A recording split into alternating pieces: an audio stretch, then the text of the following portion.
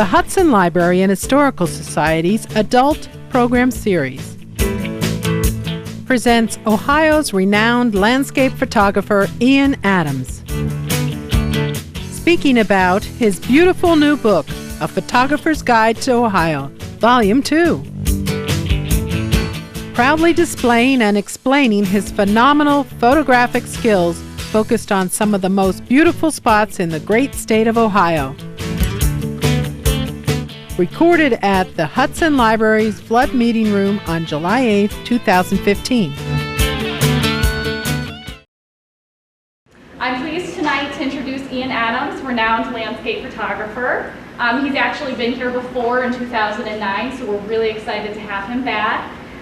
His photographs have been published in 18 books, including Missouri Botanical Garden, Green for 150 years, our first family's home, the Ohio Governor's Residence and Heritage Gardens, Backroads of Ohio, and then the first volume of Photographer's Guide to Ohio was released by Ohio University Press in June 2011, and Volume 2 was published in May 2015. And those will be for sale in the back from our bookstore, The Learned Owl. Adams teaches digital photography at Ohio State University's Agricultural Technical Institute. His garden photography assignment credits include Country Gardens, Fine Gardening, Horticulture, Living the Country Life, and Organic Garden magazines. Without further ado, please welcome Ian Adams.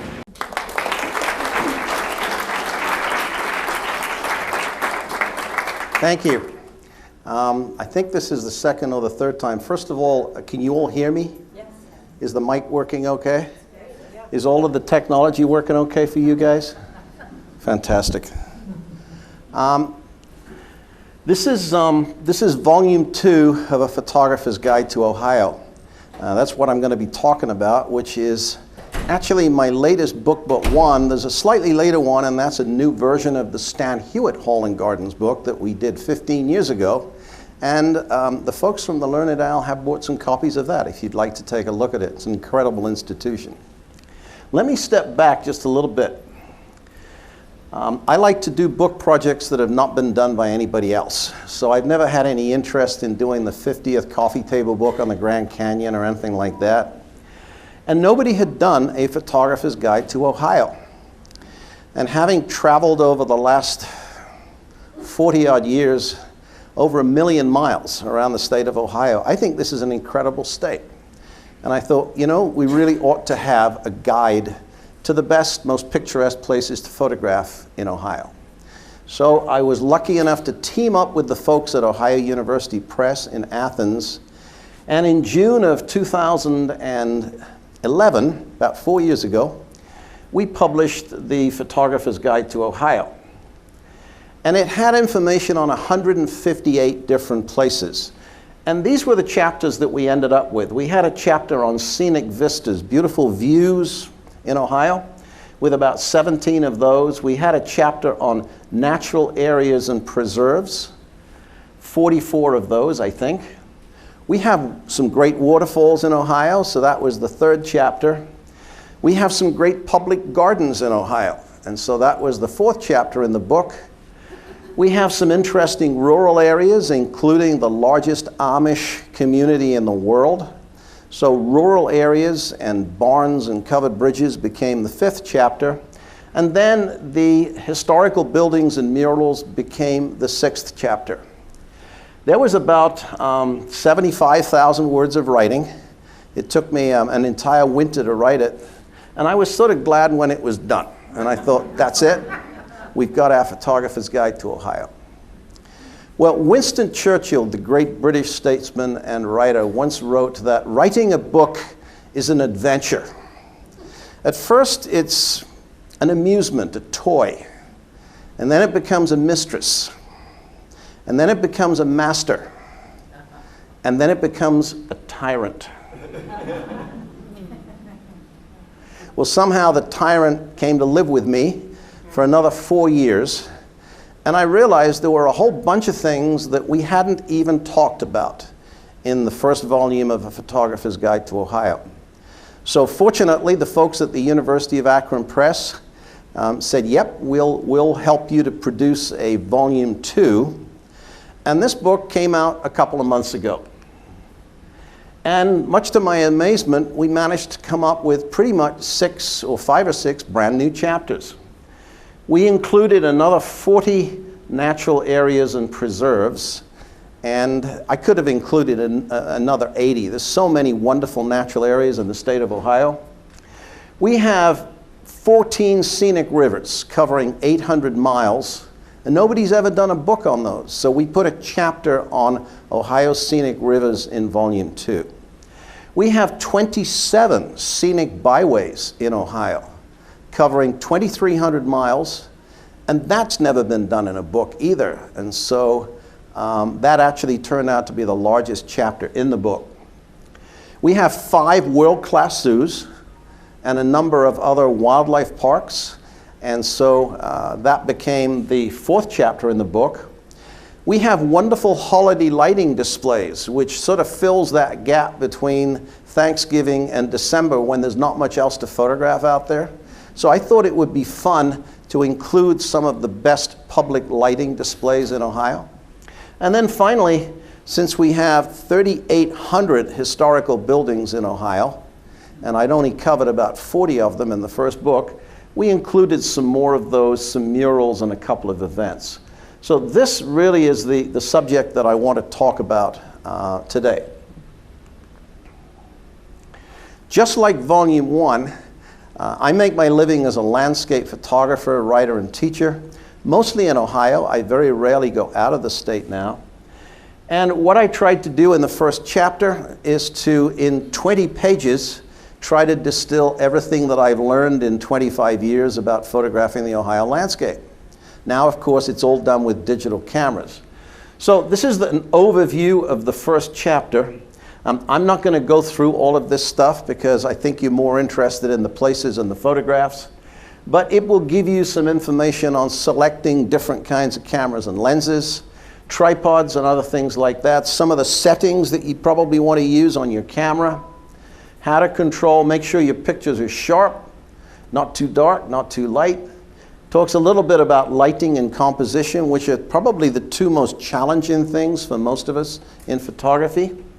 A little bit about the things that you can do on your computer to fine-tune and share your images after you've taken them. So all of that, I compressed it down into 20 pages. The only thing that's really different in this volume, which isn't in the first volume, smartphones. I put in 2 or 3 pages on smartphones.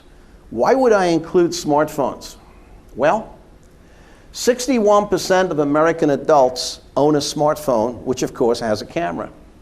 This you may not know, 90% of people in the world have only ever taken a photo with a phone. There are legions of people, particularly in underdeveloped countries, who've never seen a camera, can't afford a camera, but they all have cell phones with cameras. So 90% of people throughout the world have only ever taken pictures with a phone. Apple sold 69 million iPhones in 1 quarter of last year. Wow, unbelievable. Your iPhone, that's what I use. I have an iPhone, but you may have a Samsung Android. They're all pretty much the same. It's always with you. So 99% of all the photos that are taken in the world today are taken with a phone. It's as simple as that.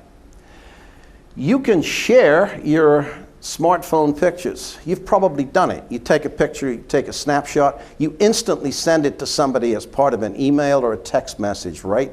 And it's instant, and it's easy, and it works. Ever tried to do that with your Nikon or Canon camera? No. And neither of those companies have figured out how to do it either. They should start trying, or they're going to lose out a great deal. And finally, Time magazine used an iPhone picture of Hurricane Sandy as their cover photo in November 2012. If it's good enough for the cover of Time magazine, it's fine for me. So I now teach. I bought an iPhone back about 3 years ago. I loved it, taught myself how to take pictures with it, and now I teach about 6 iPhone workshops every year. I did one last week up at Lakeside Chautauqua near Port Clinton, and I have an absolute ball doing it, and they always seem to fill up. And so I have more fun teaching photographing with my iPhone, this little thing, than anything else that I do. So I just included that because I think it's really important. There are maps in both of these books so that where the state of Ohio sort of splits up the state into northwest, northeast, central, southeast, and southwest. And so we've put in maps that are color-coded to all of the places that are described in the book. So if you have the book, wherever you are, you can figure out what's within a short drive of you in the various categories. And this time, since we included scenic rivers, we have a map also, which wasn't in the first volume, which shows all of the scenic rivers in Ohio and also the scenic byways. And I'll share some information on those in a minute. Ohio does not flaunt its natural areas and preserves. If you get into your car, say in Cleveland or Cincinnati, and you start heading north from Cincinnati to Cleveland on I-71 or south from Cincinnati to Cleveland through Columbus, you're not going to be passing snow-capped mountains. You're not going to see anything remotely like the Grand Canyon or the beautiful coast of California. We don't have anything like that in terms of scenery. The Ohio landscape is much more subtle. And in fact, the best places in Ohio, you don't see any of them from the road. You actually have to park your car and get out and usually take a short walk to find most of these places. But we have a wonderful selection of natural areas. We have the Cuyahoga Valley National Park, right on our doorstep here, the only one in the state. We have a national wildlife refuge over in the northwest part of the state that now is part of what's called the biggest week of American birding. It attracts over 15,000 people from all over the world during the first 10 days of May, and those people bring in $35 million of economics for Northwest Ohio, which is very badly needed given the current financial condition of Detroit and Toledo just to its south.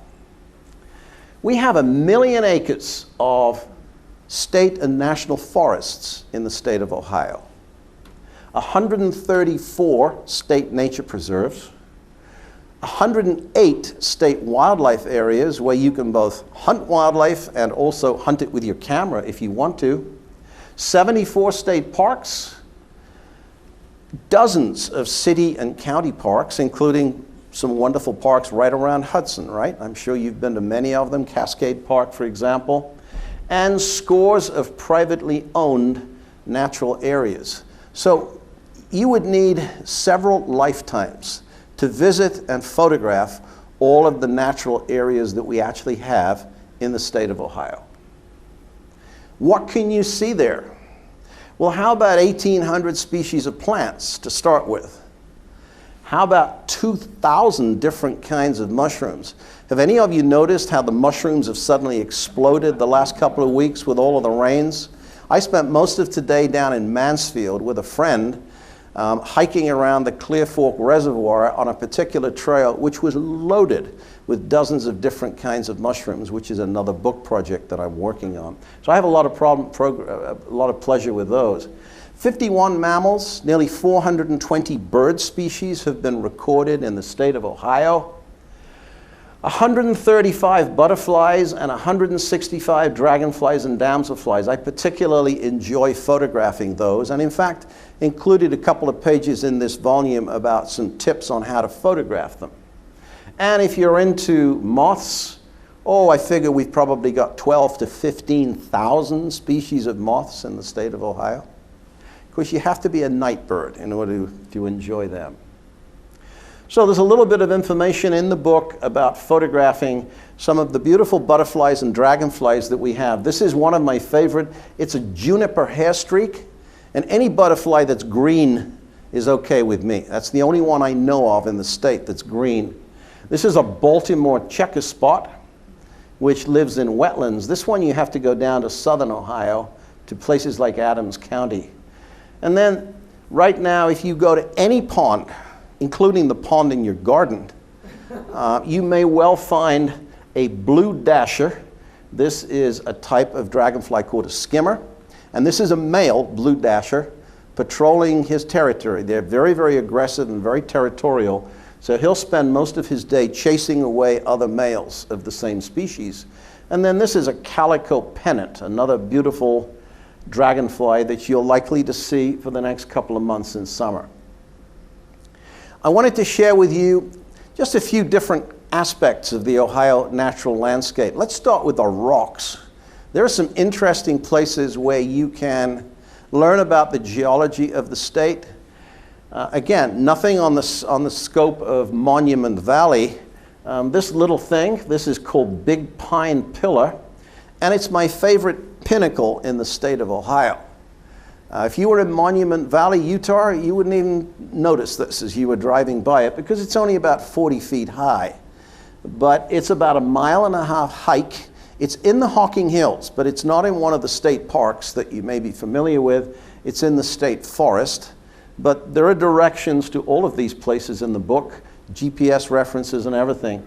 And about an hour, a 1.5 mile hike, and you stand on the top of a cliff and you look at this, and the thing that always amazes me, it's also called balanced rock, because look at the size of this rock, and there's virtually no rock left right there. And this is all sandstone. You can actually scramble down to the bottom of it and look up, and if you do that, this is what you get.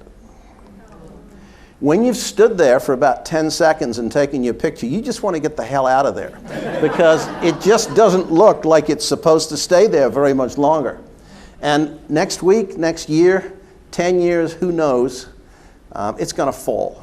So if you want to take pictures of Big Pine Pillar, balanced rock, I'd get there as quickly as you can. There's other places as well, rock pillars. This one's even a little bit smaller. This one's only about 20 feet tall.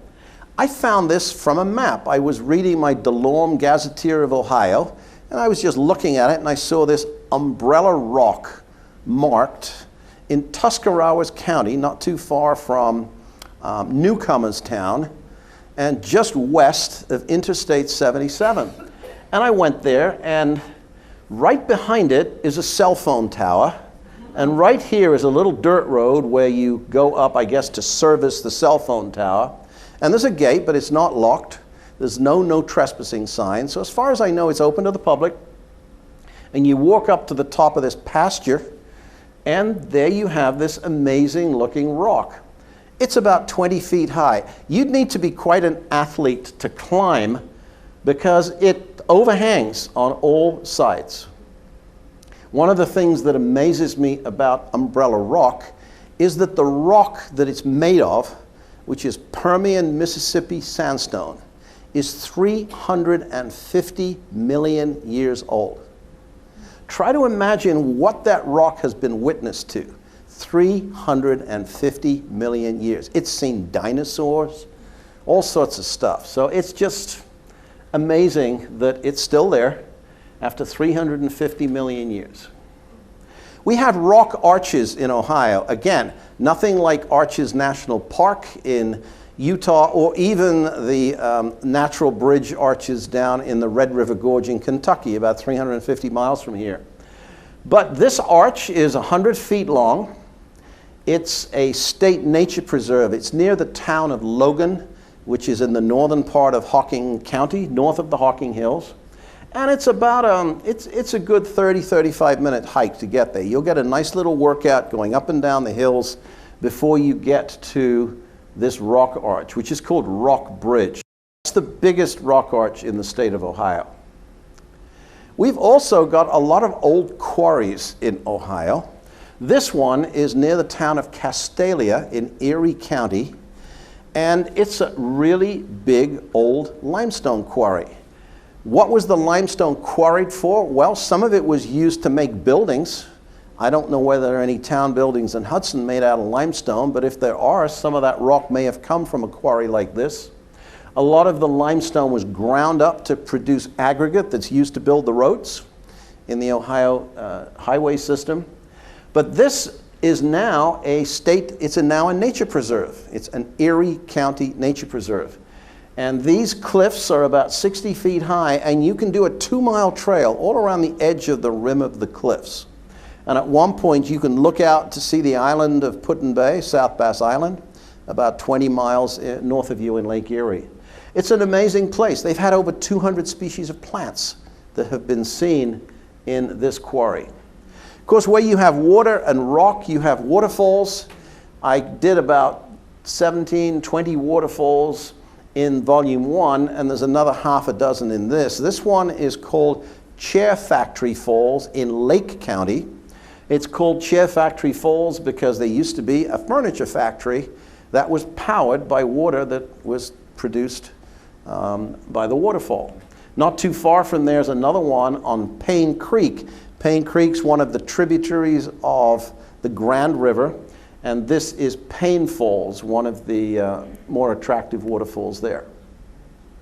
Central Ohio is pretty flat.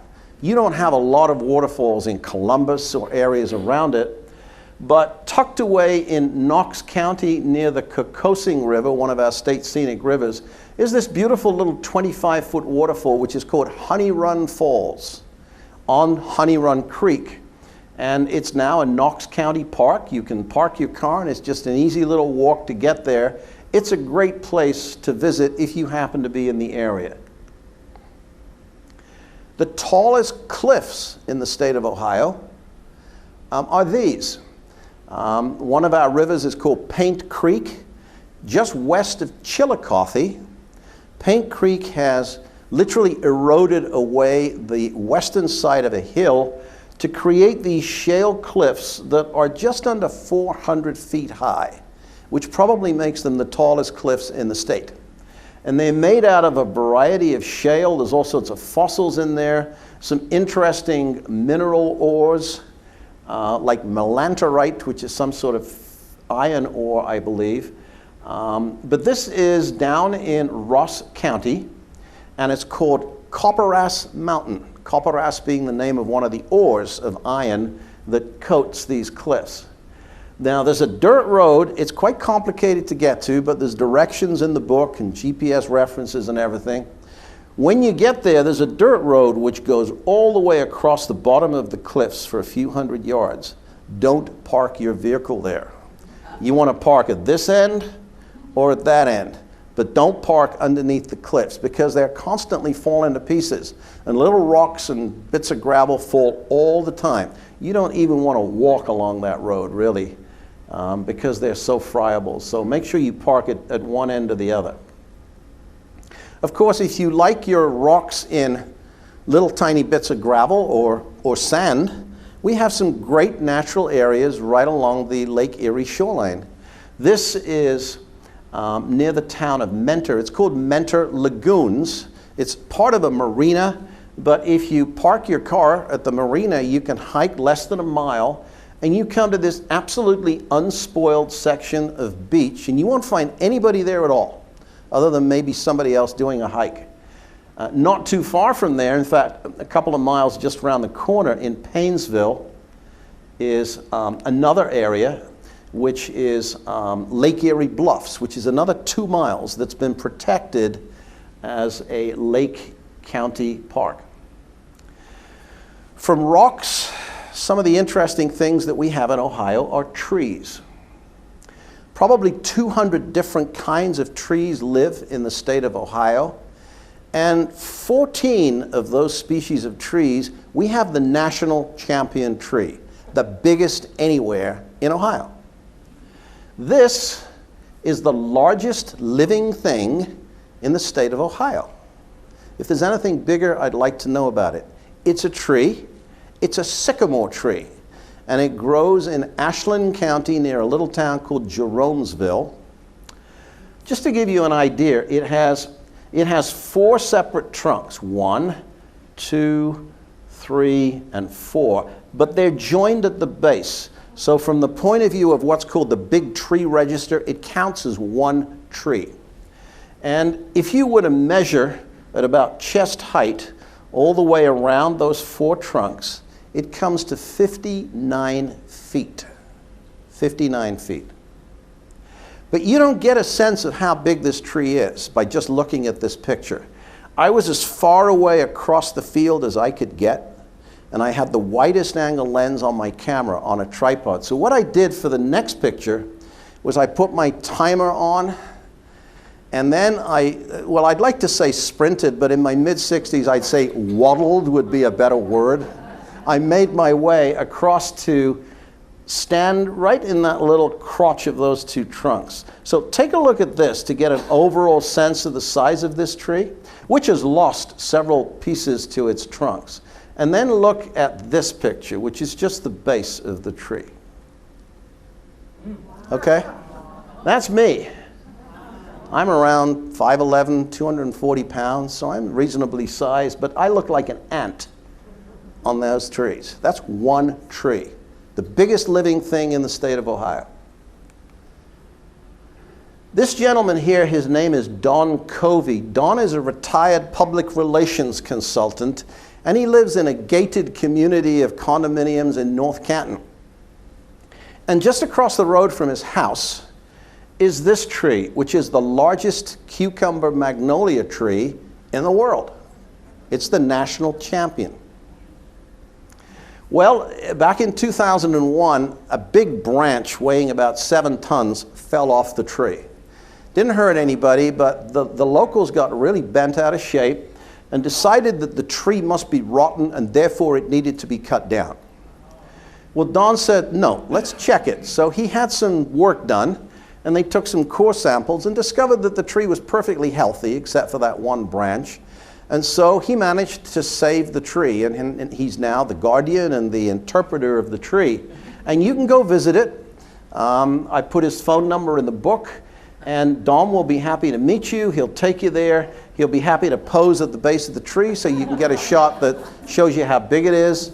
And he'll tell you the story about how the national champion cucumber magnolia was saved for posterity. George Bernard Shaw is supposedly once said that except for the 9 months before he draws his first breath, no man manages his affairs as well as a tree does. Interesting comment. Whether you believe that or not, thanks to Don, the national champion cucumber magnolia is hopefully going to be around for another couple of 100 years. There's another photograph of it. This is my favorite big tree in the state of Ohio.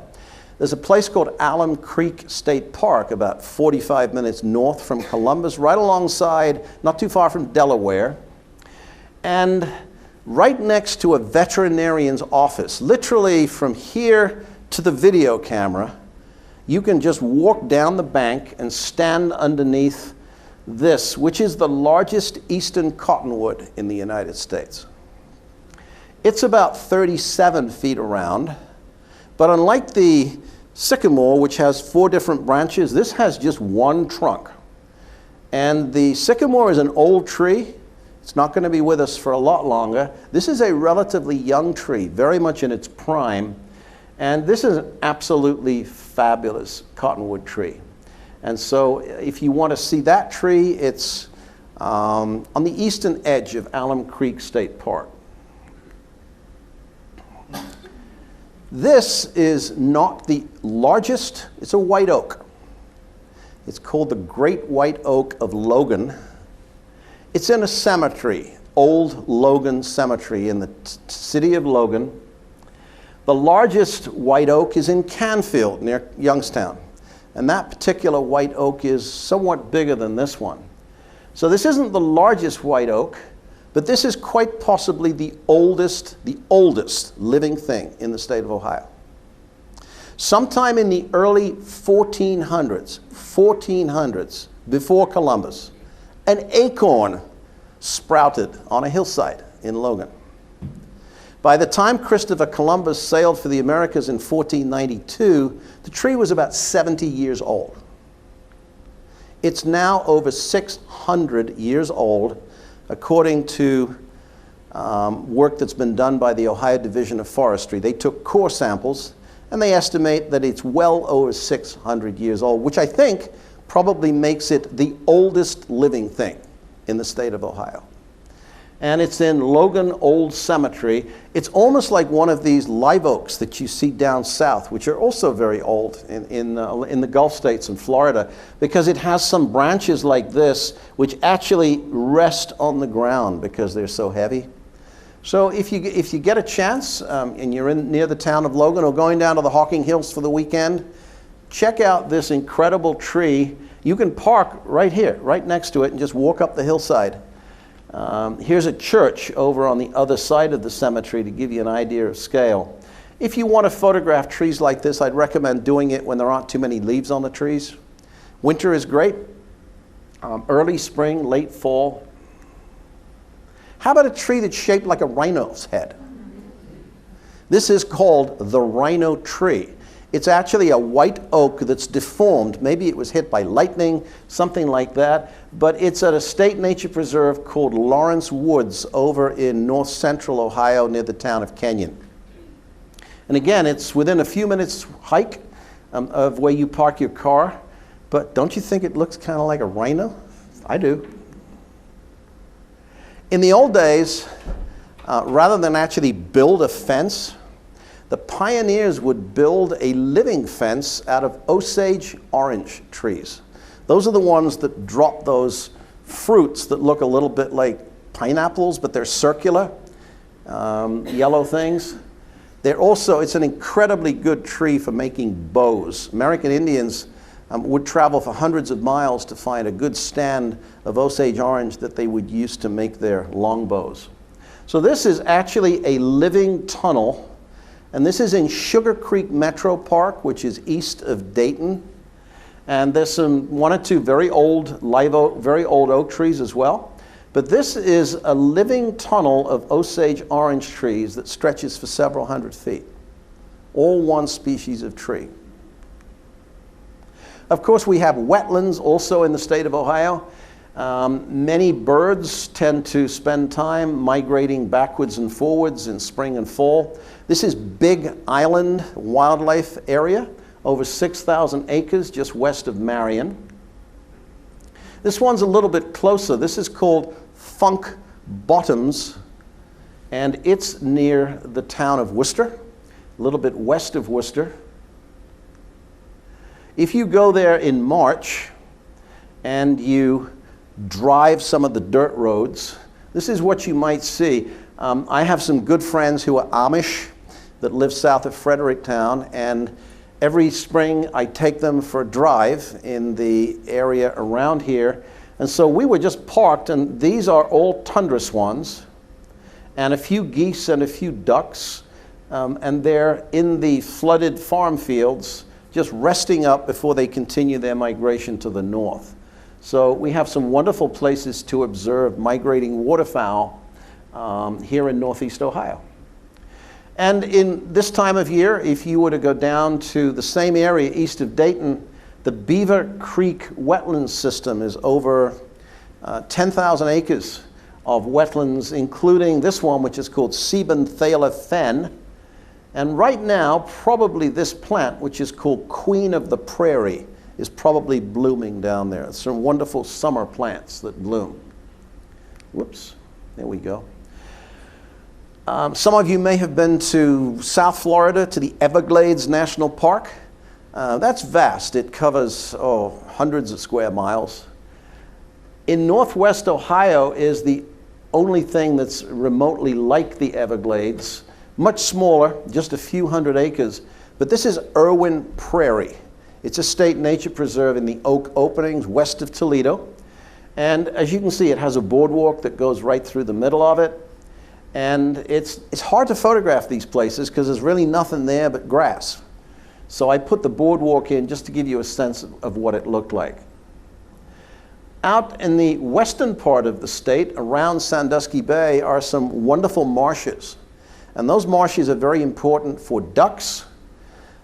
Some of those marshes are privately owned by hunting clubs. Winus Point Hunting Club is the oldest hunting club in North America. And they like to hunt ducks, and I'm not particularly interested in blowing ducks out of the sky with a shotgun, but the other thing they do, these folks, is they it's it's a two-edged thing. I'm glad that they conserve the land. I'm not much interested in hunting ducks, but I like to hunt them with a camera. And this is what some of these marshes look like in the summer. This, unfortunately, is purple loosestrife, which is the invasive plant that's probably not a good idea to put in your garden. And this is swamp rose mallow, which is a native plant. Here in Northeast Ohio, we have some great wetland areas. This is in the headwaters of the Cuyahoga River. It's called Lake Kelso. And this is even closer, just a few miles west of here is Triangle Lake State Nature Preserve, which is on Sandy Run Road, probably 15 minutes drive from here near Ravenna. And there's a beautiful boardwalk. I hacked my way out through this bog, which is full of poison sumac, carrying a step ladder and a big plate camera about 30 years ago, so that we could get a shot sort of looking like this. And then about 10 years later, the Division of Natural Areas and Preserves built a beautiful boardwalk to exactly the same spot. So I'm glad that they did, because I wouldn't be able to make it now. So this was actually taken from the end of the boardwalk, and if you go out there in late September, all of the vegetation, these are maples, starts to turn, and then these trees here turn a beautiful yellow gold color. These are tamaracks, a deciduous conifer, and they shed their needles usually sometime in late October. So it's a beautiful place, and now you can park there. It's open to the public. You don't need a permit. You can drive right to it and just walk down onto the boardwalk. Triangle Lake State Nature Preserve. This is Adams Lake State Park in southern Ohio. I had to go there. Maybe I'm related to the folks that it was named for, but it turns out that's not the case. But one of the things they have there is this little tiny prairie. This is called prairie dock. And this plant can be up to about 12 feet tall. And this is the trail here going through an arch of prairie dock. Really an interesting place. This one is a prairie that didn't exist 5 years ago. Summit County, the Summit County Metro Parks folks, acquired Springfield Bog, which is just off Waterloo Road, south of here. And they acquired it to protect some bogs, which are over in those trees there. But they also acquired a couple of 100 acres of old farm fields. They weren't sure what to do with it, so they decided to create a prairie. And this is what the prairie looked like after just 2 years. You've got to know what you're doing. You've got to put the right plants in there. You have to prepare it. You have to burn it several times, because when you burn it, it burns off all the weeds. But the prairie plants, which have deep roots, manage to survive that. And so now it probably looks even better. I took this photograph after just the second year of the prairie. So that's Springfield Bog Park. Eventually, all things merge into one, and a river runs through it. The river was cut by the world's great flood and flows over rocks from the basement of time. On some of the rocks are timeless raindrops. Under the rocks are the words, and some of the words are theirs. I am haunted by waters. Those wonderful words were written by Norman Maclean when he wrote his wonderful book about coming of age and fly fishing in western Montana. A river runs through it, which was made into an equally wonderful movie directed by Robert Redford, starring Tom Skerritt and a very young Brad Pitt. And one of the best movies I've ever seen. Beautiful photography, beautiful music. Ohio is a water-rich state. We have 60,000 miles of rivers and streams in the state of Ohio. Arizona, California, eat your heart out. The Ohio River borders Ohio for 452 miles. Interestingly enough, virtually the entire river, except for a little piece between the high water mark on the north side of the river in Ohio, as it was in 1792. The rest of the river all belongs to West Virginia, and Kentucky.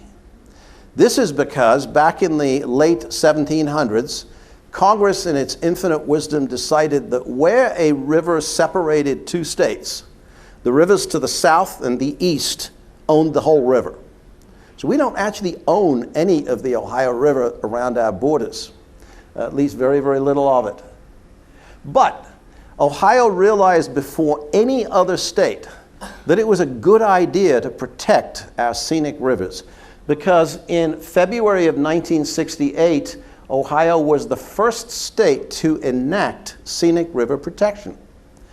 A few months later, Lyndon Johnson signed the National Wild and Scenic River Act. That was in October of 1968. So once again, Ohio got there first in terms of doing something useful to help to protect our scenic rivers. And we have 14 of them, totaling 800 miles. They're administered by the Division of Watercraft, which is part of the Ohio Department of Natural Resources. Where are they? Well, over a third of them are right around us here in Northeast Ohio. The Conneaut Creek, the Ashtabula River, the Grand River, the Chagrin, the Upper Cuyahoga, not the entire river, but the Upper Cuyahoga, and then a little bit south of Youngstown, Little Beaver Creek. So 6 of them are right here in Northeast Ohio. Then there's several in the central part and the southwestern part of the state, and the one big river, the upper part of the Maumee and the Sandusky. This is Conneaut Creek. We have just 23 miles of it. It rises in Pennsylvania. But it is great for canoeing in spring when there's enough water to do it. And if you are a steelhead trout fisherman, it's a fantastic place to catch steelhead trout. This is the Ashtabula River, another of our wild and scenic rivers. And I photographed it from a bridge. But it's not just any bridge. It's this bridge. This is the longest covered bridge ever built in America. Again, it's in Ohio. It was built by a gentleman called John Smolin, who is the retired engineer for Ashtabula County. And Ashtabula County has more covered bridges than any other county in the state. I think about 18 of them or thereabouts. This is the biggest one. He built this one so that it would carry 2 lanes of traffic, including heavy trucks, and last for 100 years. It's the longest covered bridge in America.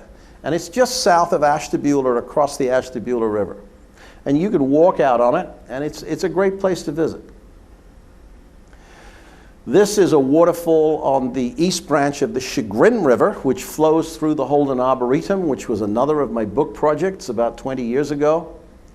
This is the Little Beaver Creek. I took this winter, and I was standing again on a bridge on Route 7. And as you can see, the river was partly iced up, and there were 2 bald eagles playing around in the air right in front of me. I wasn't able to photograph them. I didn't have the right lens, but it was just great to see them. They were fishing along the river. This is on the Sandusky River. This is Indian Mill, one of about a dozen mills that are still in use or able to be visited in the state of Ohio.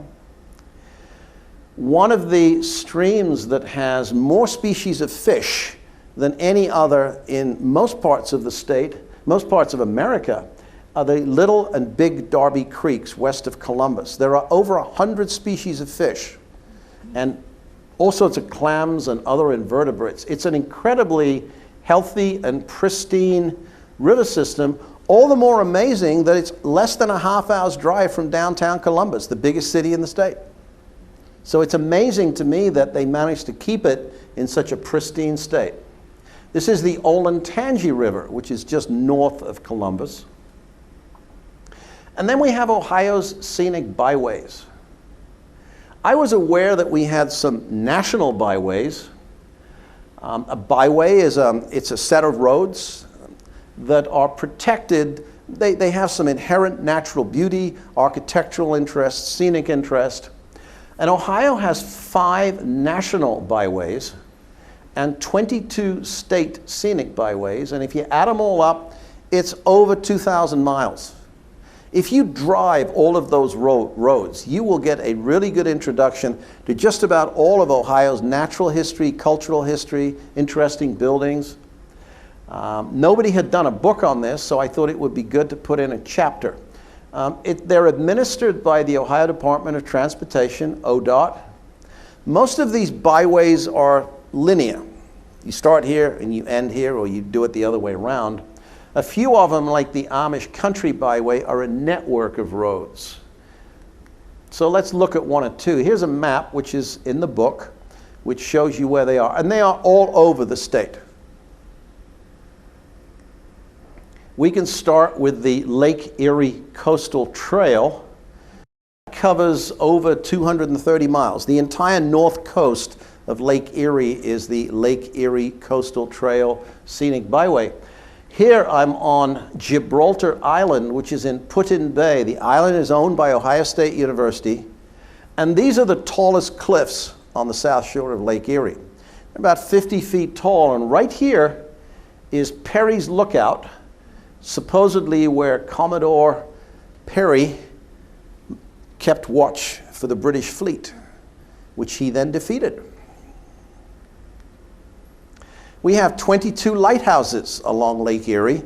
This is one of my favorites. It's called the Jewel of the Port. It's the Lorraine Harbor Lighthouse. Cleveland, this is the more attractive view of Cleveland, should we say, rather than the Rust Belt view from somewhere like Tremont. So we've got the Rock and Roll Hall of Fame here, the BP Tower, the Great Lakes Science Center, and this is where the Good Time, is it 3, would pull up. So this is Voinovich Park, and East 9th Street ends right about here. And then, of course, we have the Ohio and Erie Canalway, which many of you may have hiked on, many of you may have biked on, taking your dogs for a walk. That stretches pretty much from downtown Cleveland through the industrial flats, all the way down to Zoar and beyond. And this was a photograph that actually we used on the cover of a book I did on the Cuyahoga Valley National Park a few years ago. This is just north of the little town of Peninsula. There are working locks on the Ohio and Erie Canal. And this is the old hotel at Zoar that's been restored. The Lincoln Highway was the first transcontinental highway. It was the first highway to go from the East Coast to the West Coast. Went from New York all the way to San Francisco, opened around 1913, named, of course, for President Lincoln. And it's a really interesting drive. There are still sections of the old road. If you kind of blur your eyes and look at this, it looks exactly the same as it would have done in 1830. This is Plymouth Street in Hanoverton, in Columbiana County.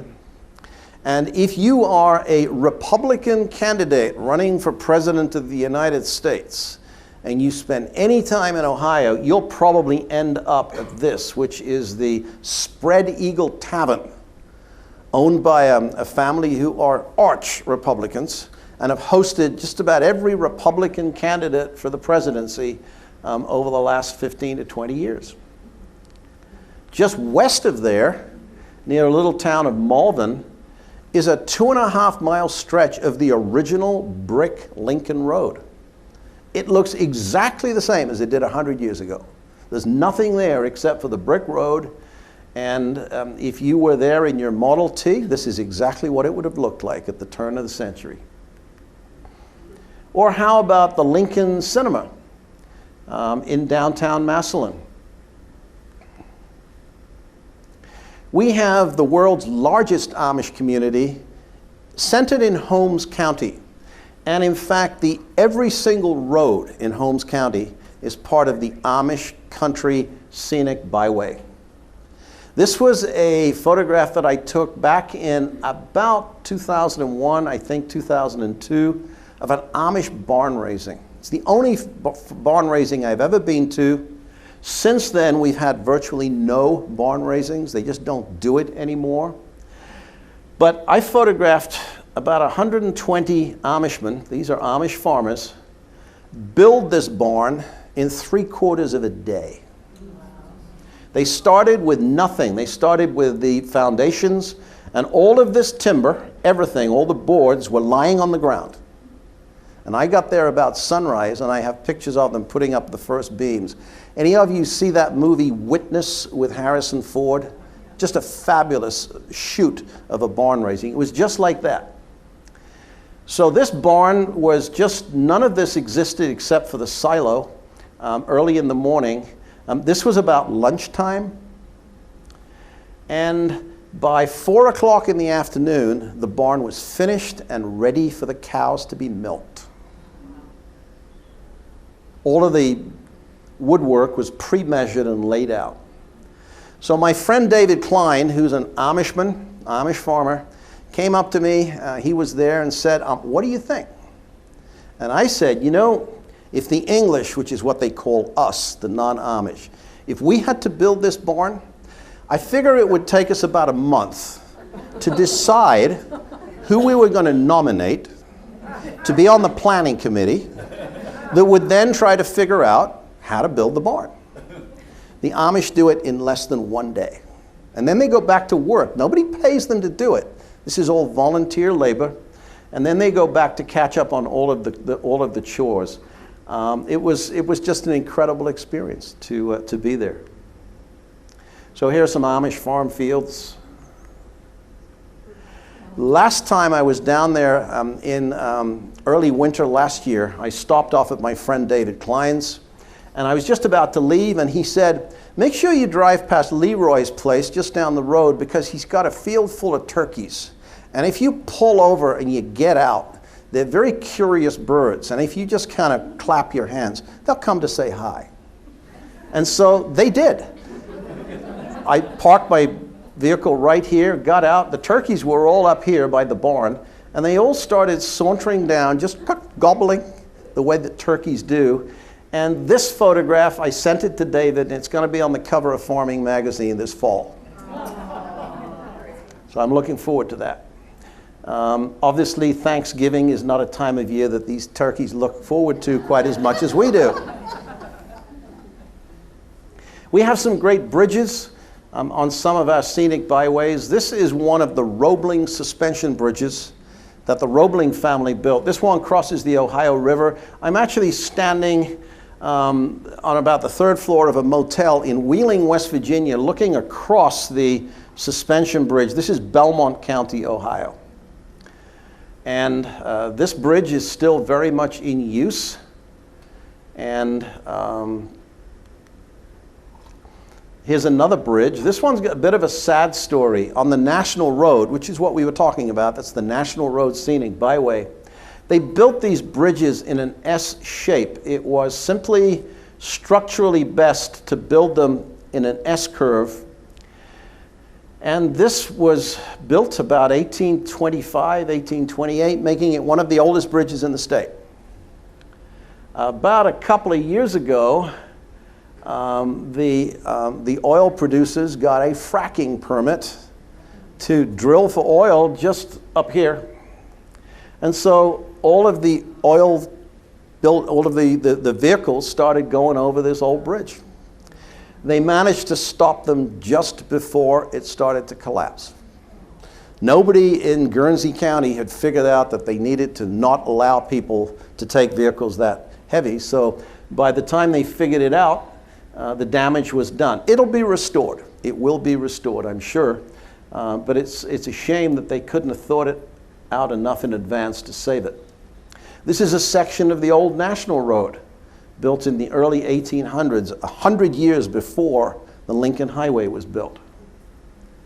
The Ohio River Scenic Byway is another of the 5 national byways. This shows the Rust Belt aspect of the Ohio River. This is the little town of Mingo Junction. This is West Virginia over the other side of the river. This is the Wheeling Steel Works. This was the setting. Do any of you remember seeing the movie, one of the first movies made by Robert De Niro, and the first movie for Meryl Streep was called The Deer Hunter. Vietnam vets coming back. This was the scene. This was the part of the movie setting, the location. This is the main street of Mingo Junction. And Marietta is a much more, less industrial town. This is where the Muskingum River comes in to join the Ohio River. This is the Williamstown Bridge, so we're looking at West Virginia here.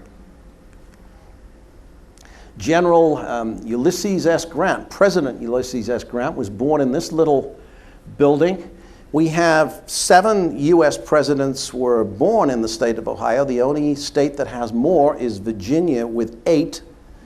And depending upon how you look at it, Ohio has the largest number of presidents because we had William Henry Harrison wasn't born here, but he lived here most of his life, and that's 8 for Ohio. So Ohio and Virginia sort of fight it out.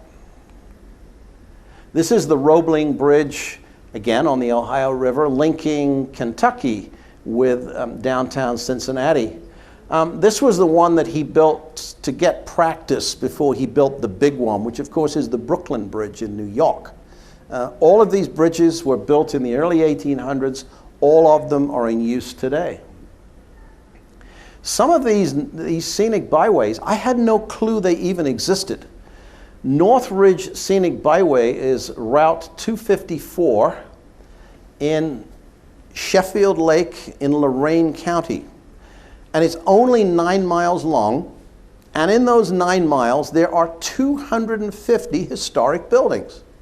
I had no clue, absolutely none. This is one of the most beautiful ones. It's the old Sheffield Village Hall. The nice thing about this byway is, although it's incredibly short, a retired professor, Chuck Herndorf, from Ohio State, wrote a fabulous guide to the North Ridge Scenic Byway. The geology, the wildlife, hikes, architecture, it's all in this book. And so it's a beautifully documented scenic byway. Hale Farm, I'm sure you've all been there. Hale Farm is part of the Heritage Corridors of Bath Scenic Byway. Down in east central Ohio, this is Tappan Lake. This is one of the lakes that were built after the Great Flood in 1913, which killed more people than any other natural disaster in the history of the state. Over 500 people were killed during the Great Flood. And to try to make sure that didn't happen again, they commissioned a series of large lakes that were built for flood control purposes in eastern Ohio, in the watershed of the Muskingum River. This is one of the biggest ones, Tappan Lake. If you go there about now or a little bit later, you can photograph these beautiful American lotus looking west along the lake. And just to the north was where this gentleman was born. New Rumley was the birthplace of George Armstrong Custer. Interesting person. He was born in 1839. He got more demerits at West Point than anybody else in history, last in his class, but was the youngest general ever made general during the American Civil War. He was made general when he was either 22 or 23 years old. Sort of distinguished himself during the Civil War, had a bit of a tougher time at the Battle of Little Bighorn against 2,500 of the Sioux Nation. So that was his final comeuppance. But he was an incredible character, and there is a monument to General Custer in the town of New Rumley. And right here are some exhibits where you can read about all of his exploits and all of the interesting things that he did. So, birthplace of George Armstrong Custer. Darrell Dickinson is a cattle rancher. He's an impressive fellow. He's about as tall as LeBron James. Big guy. And he had a huge cattle ranching operation in Colorado. Well, he got a really good deal for about 3,000 acres of old strip mined land in Belmont County. And so he moved his entire cattle ranching operation. So the Dickinson Cattle Ranch is now in Belmont County in east central Ohio. And I was driving the dirt road called Muskrat Road one day. You can drive right through the middle of the ranch. And I saw these 3 beef cattle. These are the 3 types of cattle that he has in his ranch. This is the Texas Longhorn, which we think of with those big long horns. Compared to what? This is a Watusi. Look at the size. One wonders how he actually manages to hold his head up, right? And then here is the Buey-Lingo, which I call the Oreo cows, for obvious reasons. So we've got Buey-Lingo, 2 Texas Longhorns, and a Watusi, and they just posed for me by the side of the road. In fact, when I saw this, I said, "Don't move, guys." Just pulled up, got out, and I mean, I could not have posed them better than that. And so I was so lucky to get the 3 different species all beautifully posed. Belmont County is where Harley Warwick spent most of his time. Harley Warwick came out of the Second World War, and in 1946, he went to work for Block Brothers that made mail pouch chewing tobacco in Wheeling, West Virginia. And over the next 25 to 30 years, he painted about 30,000 mail pouch signs across Middle America. After the first few hundred, he figured out to do it completely freehand, never had to measure anything. And he would paint 2 to 3 of these in one day. In fact, the farmers who owned the barns would bet him, "You can't do this in a day." And he would say, "I bet you a steak, and I like the steaks medium rare." And by the end of the day, he'd be ready for his steak. And he did it all with, he just used scaffolding, and he mixed about twice as much pigment in the paint as you would normally put in so he could cover it in one coat. So that was Harley Warwick, the wonderful old mail pouch painter.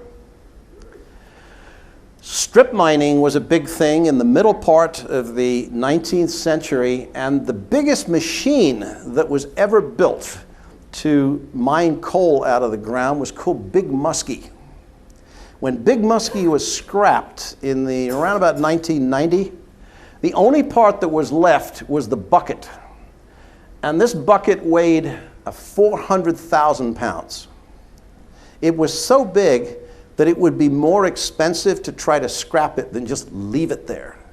And so they just left it where it was, and they built a memorial to strip mining around it. It's called the Miners Memorial, and it's at the junction of Route 78 and Route 83 in Muskingum County.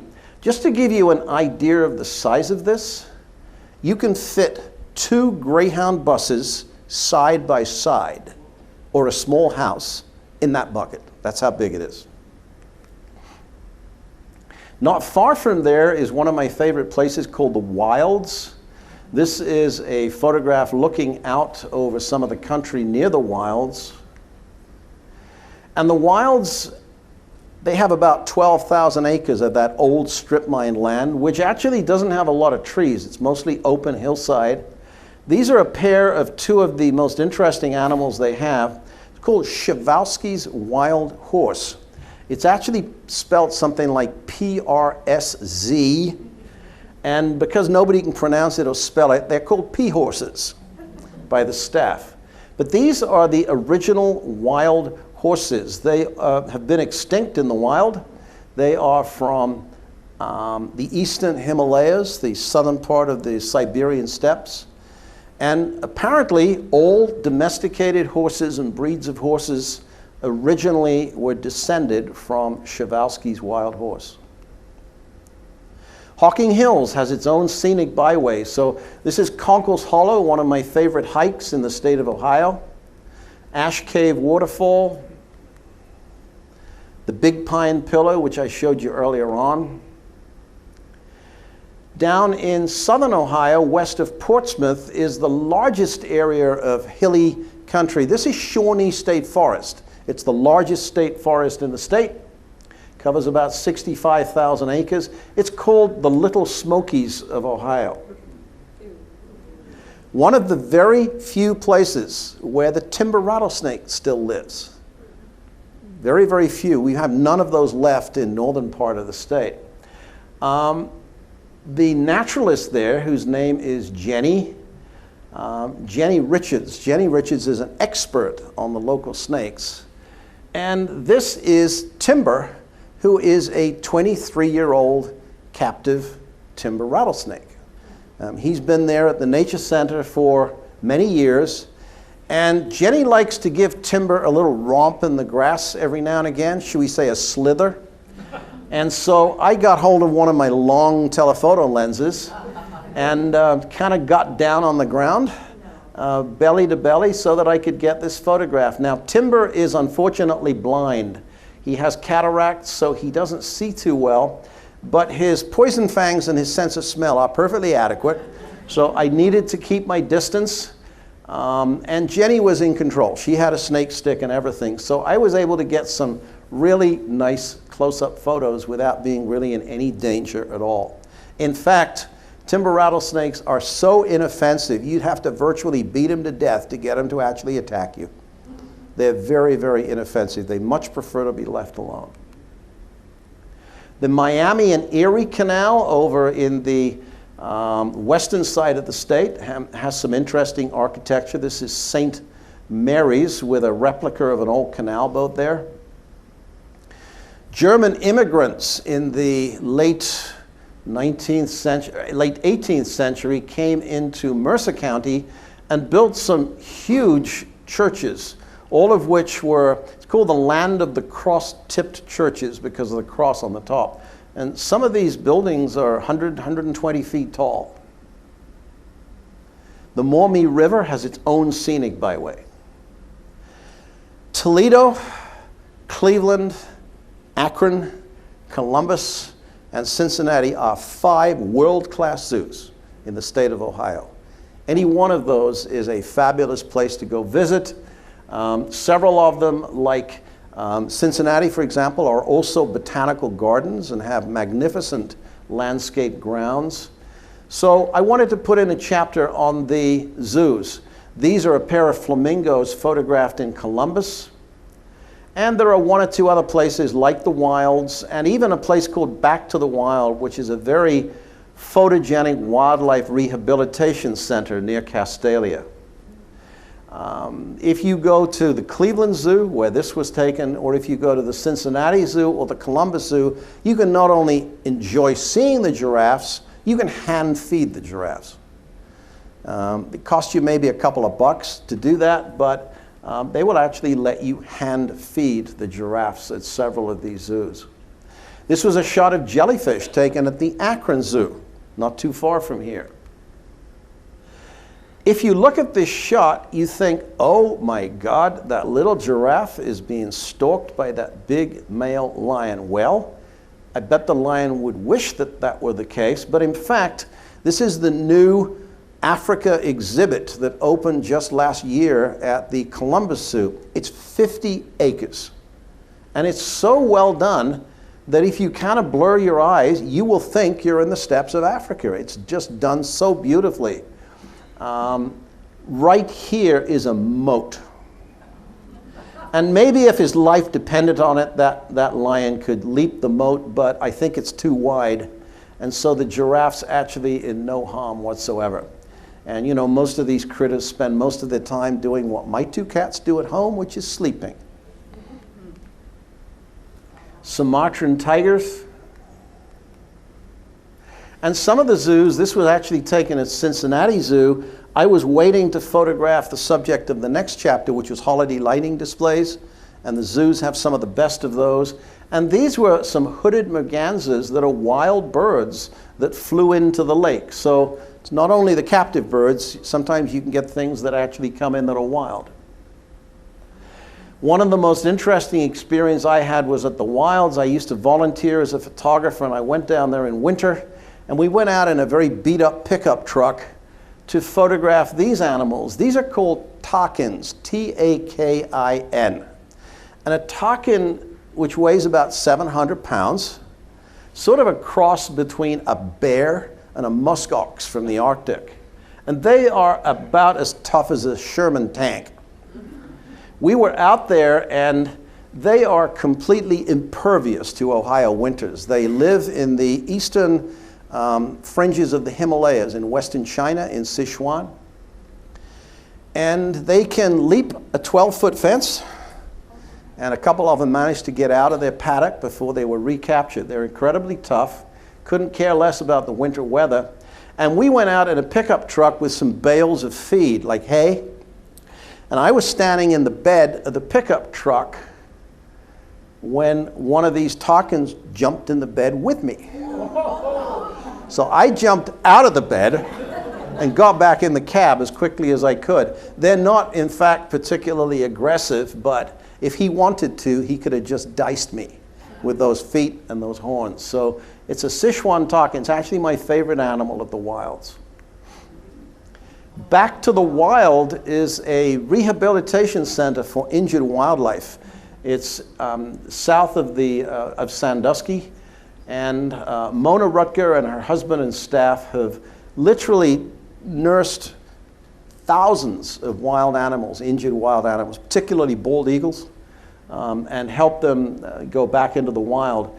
Behind their enclosures is this woodland, which has the best display of white trilliums I have ever seen in the state of Ohio. So this is our state wildflower, the large white trillium, and that's what their woodland looks like in the middle of April. Never seen anything like it. This is the garden at the Agricultural Technical Institute where I teach in Worcester. And this is the children's garden at Wegazin Gardens in Dayton. Holiday lighting displays. This chapter profiles 9 of the best holiday lighting displays in the chapter. I give you some tips on shooting these things, which of course is typically from Thanksgiving through early New Year. This is one tree, 85 feet tall, a spruce tree at the Toledo Zoo. And apparently the tree weighs exactly the same as their 2 adult elephants. Here's Public Square in downtown Cleveland. This is the GE, the General Electric display, what is called Nela Park in East Cleveland. That's been going on now for many years. And this was a new one that I photographed as part of my book project for Stan Hewitt Hall and Gardens. They built a children's garden, which is like a miniature version of Stan Hewitt.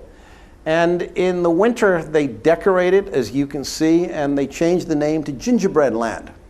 And it's just a fabulous place. So I think Stan Hewitt now has one of the best holiday lighting displays anywhere in the state. This is Cambridge. It's the Guernsey County Courthouse, and as far as I know, and this is what they claim, it's the only government building that has a moving light display anywhere in the United States. What they've done, a local company donated the lights, and they put on a 10-minute program where all of the lights change color continuously. It's sort of challenging to photograph because you just can't keep up with it all. So what I do, I put my camera on a tripod and I just keep hitting the shutter release. I just keep taking as many pictures, and when I get home, I throw most of them away and I just keep the ones I like. It's as simple as that. And this was one that I liked. This is the Scioto Mile in Columbus. And one of my favorites, the Clifton Mill, which is an 1830-odd grist mill on the banks of the Little Miami River Gorge with 3 million Christmas lights. And finally, buildings, murals, and events. We have, as I mentioned, 3,800 buildings on the National Register. We're the 3rd state. New York and Massachusetts are the only states that have more buildings on the National Register than Ohio does. And we have about as much architectural variety as you can imagine. There's a wonderful book by Jane Ware called Building Ohio, 2 volumes, published by Orange Fraser Press, that's well worth getting if you're interested in a guidebook to all of the best of Ohio's architecture. So just a handful of things that we put in the 2nd volume. This is one of 2 beautiful murals done by Eric Grohe from Washington State. This is in Bucyrus. How about a Volvo graveyard? This is just very close to here.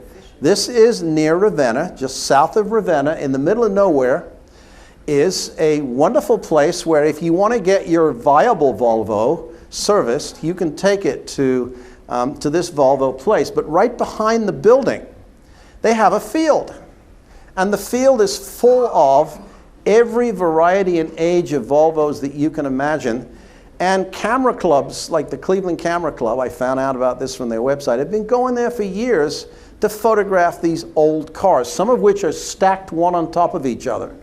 So you can photograph just about every type of Volvo imaginable. You can also photograph, how about this wonderful 1950s Dodge truck, which is in a wood. And actually, it's probably my favorite vehicle. This was photographed with my iPhone. So, you know, you can actually take pretty darn good pictures just with your smartphone these days. If you like Swiss cheese, I really don't. It's kind of soapy and it's not strong enough for me. I prefer cheddar. But if you like Swiss cheese, the cheese that seems to win all the prizes is made at Guggisberg Cheese near the little village of Charm in the Amish country. So enjoy the building, and then you can walk through and actually watch them making this prize-winning Swiss cheese. Or, if you are in the little town of Yellow Springs, which is in southwest Ohio, drive north on Route 66 to Young's Jersey Dairy. It's a working dairy farm with its own herd and a wonderful restaurant. They make excellent cheese as well. And while you're there, see if you can find and photograph the Jersey Biker. The only hint I'll give you is look up. This is Hartman's Rock Garden in the southwest suburbs of Springfield. Ben Hartman he worked for a foundry in Springfield just prior to the Great Depression in the late 1920s. And he got laid off. Ben was not a guy to sit around doing nothing, so he decided to build a little concrete fishing pond in his garden. When he'd finished it, so to speak, he was hooked. And for the next 20 years, using found objects, bits of rock, concrete, bits of glass, you name it, he built replicas of just about every famous building he could think of and lots of other things too. He suffered from what is now often called dementia concretia, a compunction to build stuff out of these found objects. Anyway, he got his job back, but unfortunately he succumbed to silicosis and died fairly shortly afterwards. And his wife looked after this garden for the next 50 years until she passed away. The place started to deteriorate a little bit, but then the Kohler Company out of Wisconsin put some much needed investment into it, and now it's all been spruced up.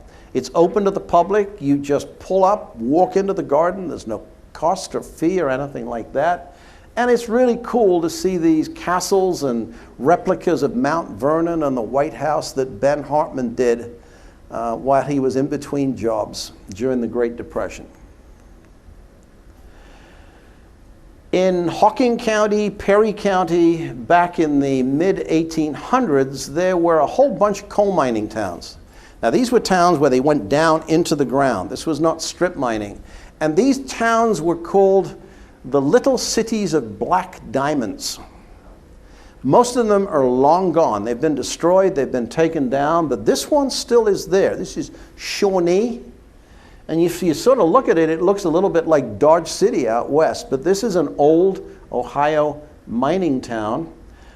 It's hanging on by a thread economically. I mean, most of these buildings are boarded up, but it's a certain style of architecture that you can't find anywhere else. About 3 or 4 miles from Shawnee is another similar village, not quite as picturesque, called New Straitsville. And in the late 1800s, the miners went on strike, and they got so frustrated in terms of the strike that they took some rail cars loaded with burning material, and they pushed them into the mine, thereby starting an underground fire that is still burning after 125 years. Still burning. That's New Straitsville. Not too far from there, Columbus businessman Peter Hayden in the early 1800s, decided to build himself a company town. He had one of these iron ore furnaces installed, and he decided to build pipe. And this is a house that is actually occupied. It's on the National Register of Historic Places. It's completely circular, and then the entire house is finished with tiles. Local architectural historians refer to this style as sewer pipe Gothic. How about an actual coal mine building? We don't have very many coal mines that you can actually visit, and I didn't think there were any of these things left, but coal mines, underground coal mines, when they had brought the coal to the surface, they were on trams, and they would take the trams to a building called a tipple. And a tipple was a building where they'd throw the ore in, and it would go through a series of chutes and eventually be graded and dumped into railroad cars or into trucks. I didn't think there were any left, but I was in the Woodbury Wildlife Area, which is just west of Coshocton, about a couple of years ago, and I found this old coal tipple. I don't recommend you go inside it. You might not come out. It's at the point of collapse. But from the outside, you've got these wonderful studies that you can make with your camera of the old timbers, the old sheet metal. And I just found it a fascinating place from a safe distance. So this is the Woodbury Coal Tipple, also in the book. West Side Market, I'm sure some of you have enjoyed going to this fabulous place. This is the kind of thing you can photograph inside it. And this was where I was last week at Lakeside. We have an organization called Lakeside Chautauqua, just west of Port Clinton, near the Marblehead Lighthouse. It's the second largest Chautauqua institution in the world after the one in New York State. And I was there doing some lectures and also an iPhone photo workshop. So this was one or two of the pictures that I found at Lakeside, which is another book project we've just started working on. Finally, a couple of events. If you like pumpkins in any way, shape, or form, you gotta go to the Circleville Pumpkin Show. The Circleville Pumpkin Show is held in, I think, middle of October. It lasts about 3 or 4 days. If you go early in the morning, preferably on a nice blue sky day, because orange and blue really go together great in photographs. We got there, I went there with a friend from Columbus, and we got there at 8:30 in the morning. There was hardly anybody there. And we were able to photograph all the pumpkin displays. The winning pumpkin weighs almost 2,000 pounds. Unbelievable, unbelievable.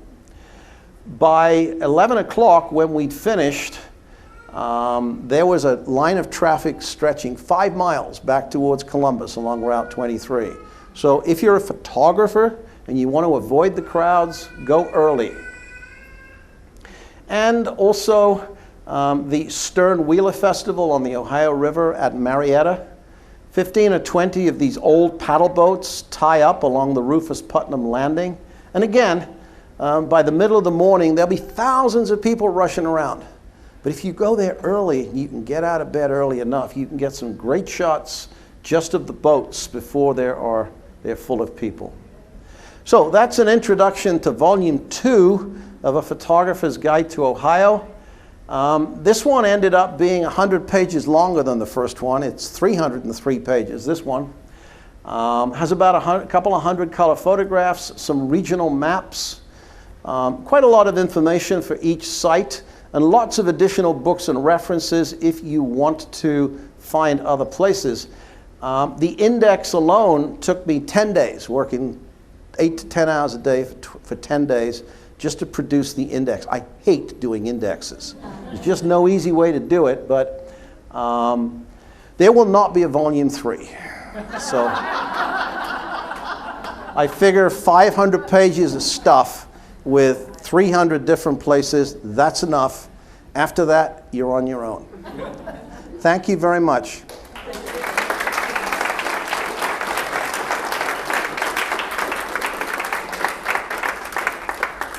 Any questions? Yes, sir. I'll go back a step in your equipment journey. When did you switch from film to digital? I know exactly. I switched in November of 2002. I was doing some work at the Holden Arboretum. I had to photograph the new CEO and do some winter photography. I just bought a Fuji S2 camera that was designed to work with Nikon lenses. Nikon didn't even have a digital SLR then. I took the shots, went back, looked at them, played around in Photoshop a little bit, and went back there at 8 o'clock in the morning with stuff to show the folks. And I thought, hey, this is great. I never shot a roll of film since. So actually, I was one of the early adopters of digital. Any other questions? Thank you again. If you are interested in taking a look at the book or getting me to sign a copy for you, they're in the back of the room. Thank you.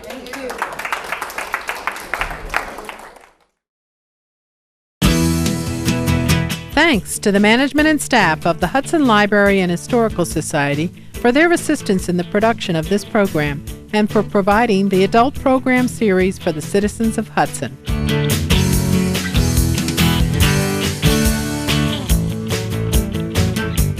For a DVD or Blu-ray copy of this or any HCTV program, contact Hudson Cable Television at 330-653-2500 or via email at hctv@hudson.oh.us.